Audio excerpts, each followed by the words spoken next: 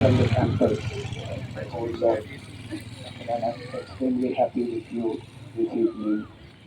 And I should thank Professor Majumdar for bringing out the Palestine question and what I would justice for the Palestinian people is enlarged um, for all the world to see. Um, I was a student of Middle Eastern studies. That was my MA long back in 1982.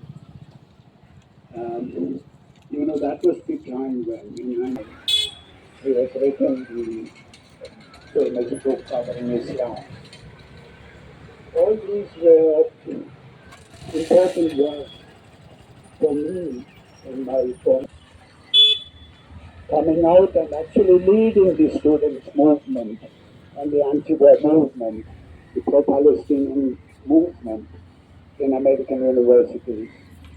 And the Columbia students are actually kind of guiding light for all of us in asserting before the book that was Zionism from the standpoint of its victims and how Palestinians themselves of Zionism and the implications of a European ideology like political